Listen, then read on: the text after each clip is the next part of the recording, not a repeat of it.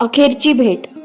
असे काय घडले होते राधासोबत की ज्यामुळे ती शेवटच्या घटका मोजत असतानाही डॉक्टरांनी पती किसनला स्पर्श करू नको असे सांगितले होते?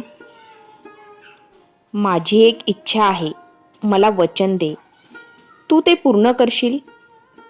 राधाची नजर माझ्या चेहऱ्यावर स्थिरावली होती.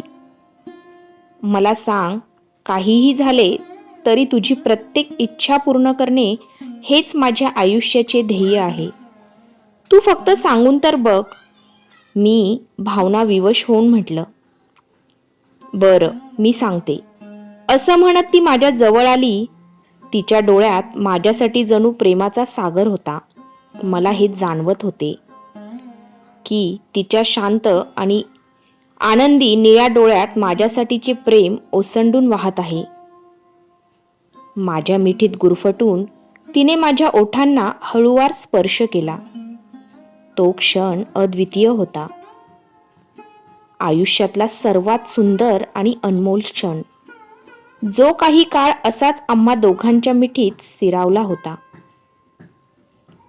आणि मग ती हसत हळूवारपणे बाजूला झाली आणि म्हणाली, फक्त हा जो क्षण होता तोच मला माझ्या आयुष्याच्या शेवटच्या क्षणी अनुभवायचा आहे. मला वचन दे की मी तुला सोडून जाणार असेल त्या क्षणी तू माझ्या जवळ असशील. तुझ्या प्रेमळ मिठीतच मी माझा शेवटचा श्वास घेईन. तिचे शब्द माझ्या हृदयाला भिडले. मी भावना विवश होत म्हणलो, मी वचन देणार नाही. मीही तुझ्या सोबत जाईन. मी एकटा राहून काय करणार? असे म्हणत मी तिला माझ्या मिठीत घेतले. तिच्या जाण्याच्या नुसत्या कल्पनेने माझे हृदय वेगाने धडधडू लागले. माझे तिच्यावर खूप प्रेम होते. माझे जीवन, माझी राधा होती. महाविद्यालयातील पहिल्या दिवशी मी ज्या मुलीच्या प्रेमात पडलो ती राधा होती. तिला पहिल्यांदा पाहिले आणि बघतच राहिलो. असे म्हणतात ना की पहिल्या नजरेतील प्रेम जे असते ते फक्त चित्रपटांमध्ये पाहिले होते. मी मात्र ही गोष्ट नेहमी चेष्टेने घ्यायचो. पण जेव्हा माझ्यासोबत असे घडले तेव्हा आपण कायमचे कोणाचे तरी कसे होऊन जातो हे मी प्रत्यक्ष अनुभवले होते. राधा आणि माझी मैत्री संपूर्ण महाविद्यालयात प्रसिद्ध होती. माझ्या कुटुंबांनी आमच्या प्रेमाला तत्परतेने मान्यता दिली होती. मी वैद्यकीय शिक्षणासाठी न्यूयॉर्कला गेलो आणि राधा दिल्लीत राहिली. काही वर्षांनी एकमेकांपासून दूर होतो, पण मनाने एकमेकांशी जोडलेलो होतो. शिक्षण पूर्ण करून मी परत आलो तेव्हा लगेचच एका चांगल्या रुग्णालयात रुजू झालो. राधा एका कंपनीत काम करत होती. आणखीन उशीर न करता आम्ही लग्न केले. आम्ही खूप आनंदित जीवन जगत होतो. एके दिवशी सकाळीच राधा माझ्या मिठीत शिरली आणि हळूच म्हणाली, नवरोबा, आता तयारीला लागा. लवकरच तुला घोडा व्हावे लागेल. तिचे असे विचित्र बोलणे ऐकून मला आश्चर्य वाटले. असे काय बोलतेस? घोडा? आणि मी का? कशासाठी? तू तुझ्या बाळाची इच्छा पूर्ण करणार नाही का? असे मला विचारताना राधा लाजली. तिला काय सांगायचे ते माझ्या लक्षात आले. मी आनंदाने उडी मारली आणि तिच्या कपाळाचे चुंबन घेतले. तिचा हात धरून म्हणालो, आज तू मला जगातला सर्वात मोठा आनंद दिला आहेस. माझे तुझ्यावर खूप प्रेम आहे. आम्ही दोघे एका वेगवेगळ्या जगात पोहोचलो होतो. आमच्यात एकमेकांबद्दलचे बोलणे कमी आणि बाळाबद्दल जास्त गप्पा होऊ लागल्या.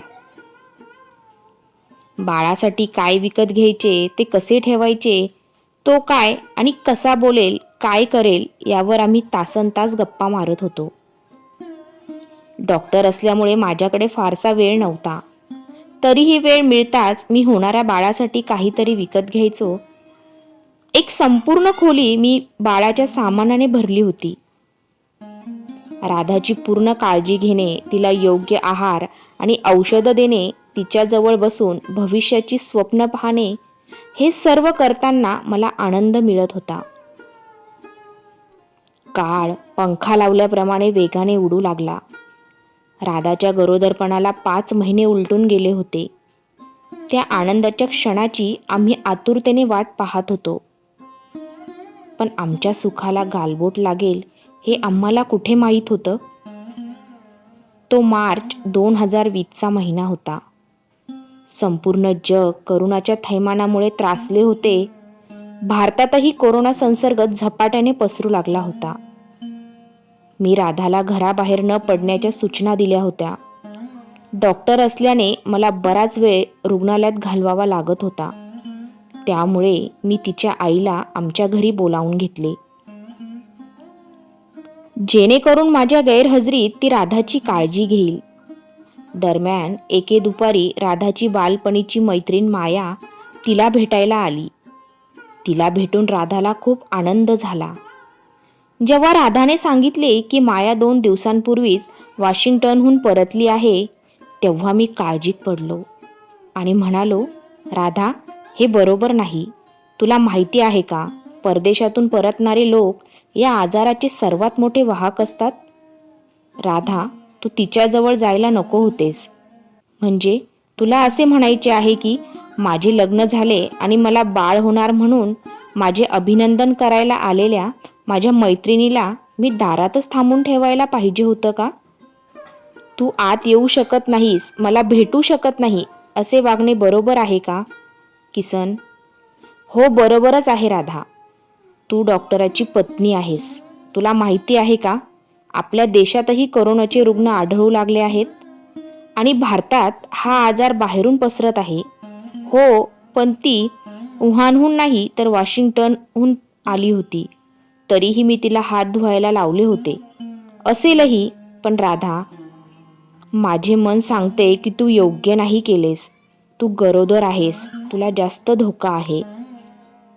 कोरोनाचा विषाणू फक्त हातावरच नाही तर कपड्यांमध्येही असतो.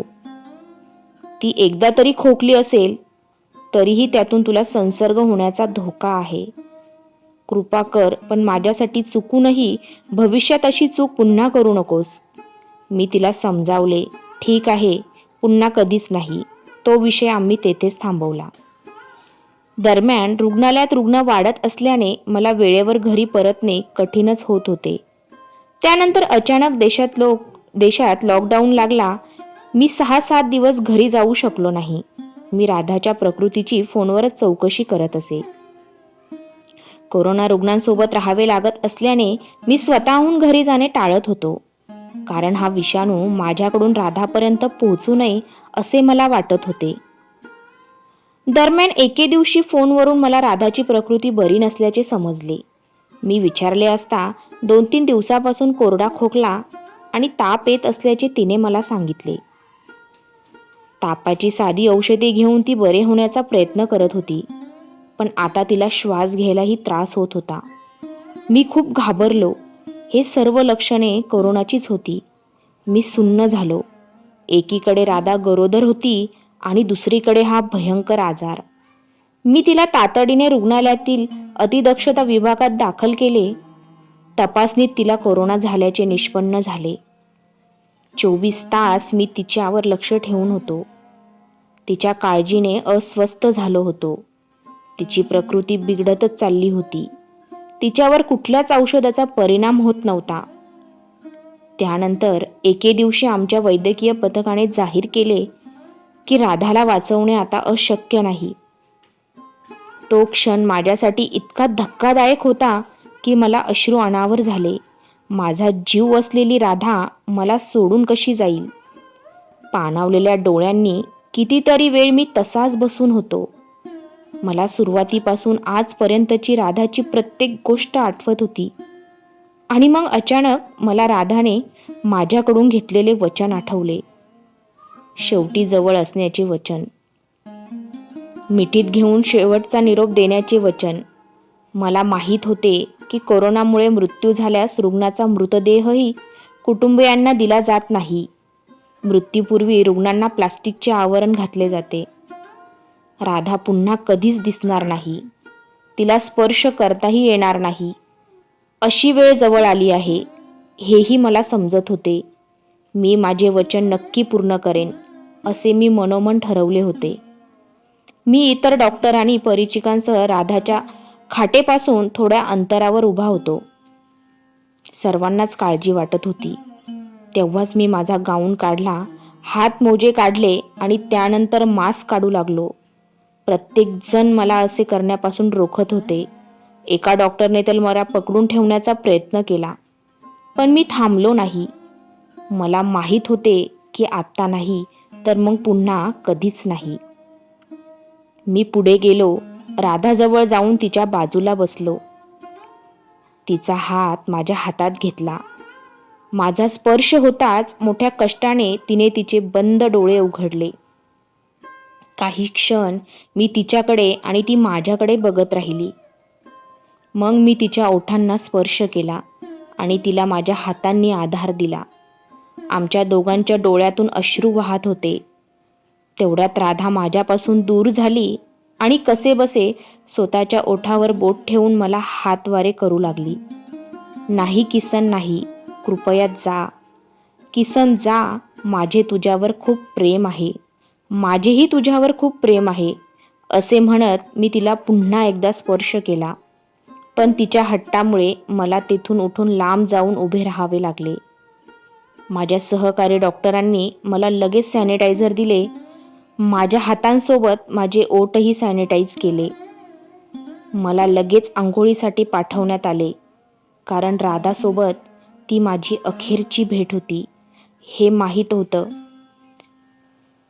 तर मित्रांनो, तुम्हाला ही सत्यकथा कशी वाटली नक्की कमेंट करा आणि असेच नवनवीन व्हिडिओ ऐकण्यासाठी व बघण्यासाठी आत्ताच आपल्या चॅनलला सबस्क्राईब करा.